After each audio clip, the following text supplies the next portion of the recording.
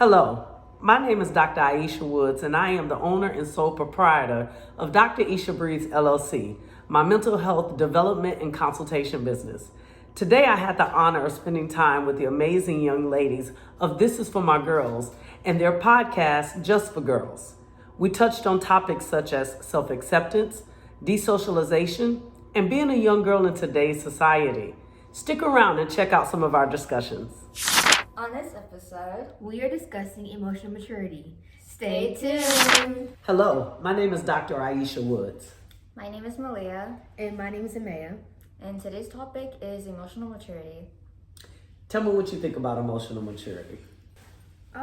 Emotional maturity means to me it isn't just about age. Like you can be 21 and up, or you can be 18 and up, but you still have to uphold yourself as a young woman as you call yourself to be. Oh, I want to high five you right there, because let me tell you something. I know some people in their 40s that ain't quite emotionally mature. You're absolutely right. Age really doesn't dictate what it means to be emotionally mature. Mm-hmm. What is that experience like at your age to be emotionally mature? What does that look like? So a lot of kids in my school, for example, they're like at least like 14 or 13. Okay. And they tend to act a little childish, especially the boys. They dress like the same. It's like copy and paste at this point. And I don't know. It's kind of like they all sound the same. They all stay the same. And I feel like they all are the same emotional maturity, very childish. Got it. It's a given fact that we, women, mature faster than boys. So I could easily see 13, 14 probably not quite being as mature as you all are at this stage. What does it look like for you as a young lady of that age to be emotionally mature? Even if I make a mistake, I recognize the mistake, and I will. If I do it again, I will just say, okay, I have to get better at it. It's self-discipline, basically.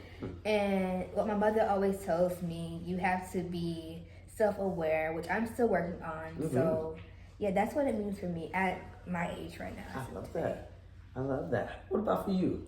I guess noticing your mistakes, kind of like what she said. Yeah. I tend to try to, instead of humbling others, humble myself. Yes.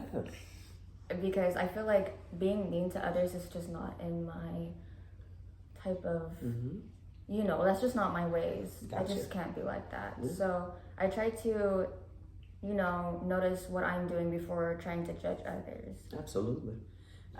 Those are big pieces of being emotionally mature. And I like something that you stated about the word of being self-aware. Yeah.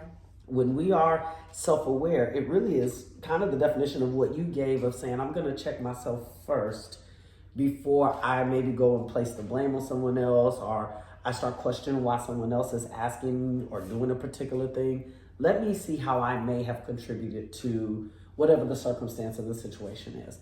That is a very good sign of emotional maturity. Another good sign of emotional maturity is also being able to acknowledge when you've done well. That's something that sometimes a lot of people have a hard time with. They have a hard time giving themselves a pat on the back and acknowledging, like, no, I killed that. Or right, I did good. Or they're like too hard on themselves, like as if they think that they can do better. Or when you get 100 and you go, oh my gosh, why was it not 105? Right? That is another place to have some emotional maturity, to be able to say, I gave it my all and I did great. Or to even be able to say, I gave it my all and it wasn't quite enough. Because that happens in life as well. Yeah. Have you had any that touched you? You had an experience like that? Tell me about it. Sometimes when I'm doing my exams, and I'm not saying that I have like bad exams, like every once in a while, which I thank God that it gives me an opportunity to try it again because I'm homeschooled, right? But sometimes when I make an 85 or 86, and sometimes they will just like pass me over and say, okay, that's good enough. I was like, no, that is not good enough. I know what I'm capable of. I know I can go back.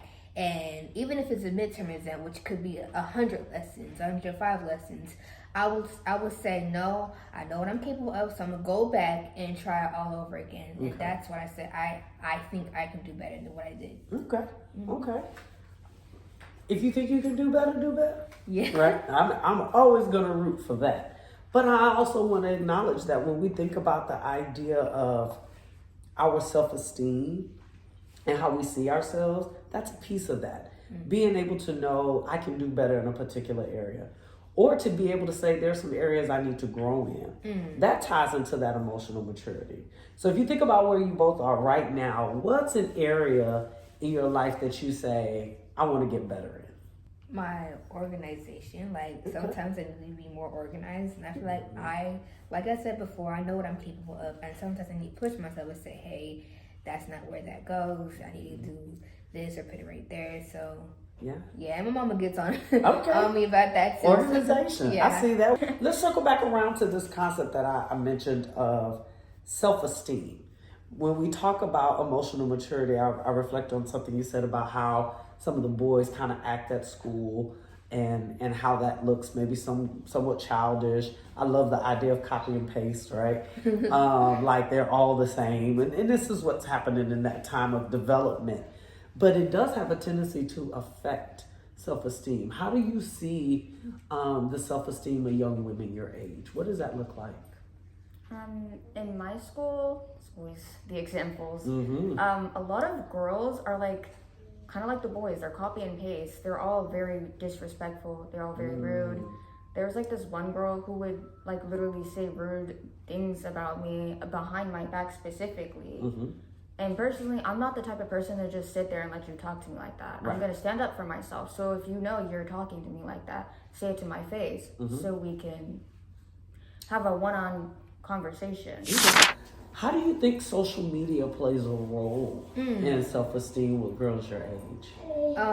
Really, for me, if one girl was growing on social media, right, and she sees this girl who has something that she doesn't, it kind of creates a sort of envy for that girl. Yes. And say that, oh, I wish I could have this, or sometimes, and now at today's time, these girls would hate on these girls because there's low self-esteem, but really they should believe that, oh, I'm beautiful in my own way, in my own element, in my own unique way, instead of looking at what this person has or looking what this person has.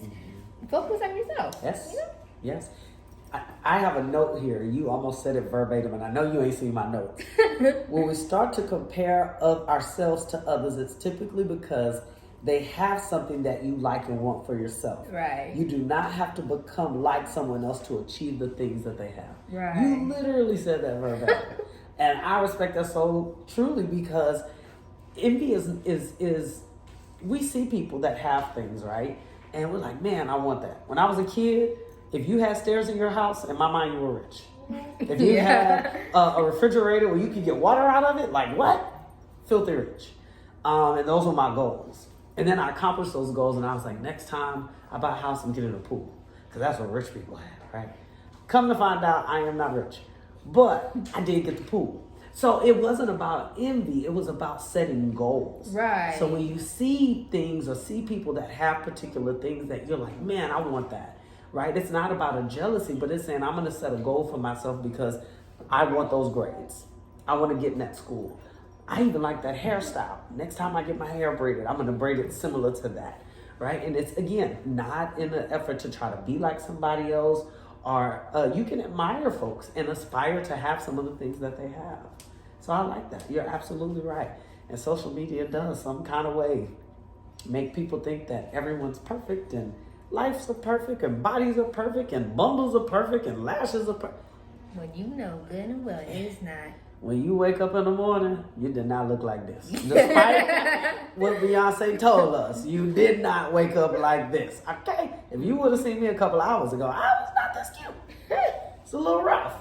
But we all do our work, right? To make ourselves be the best version of ourselves.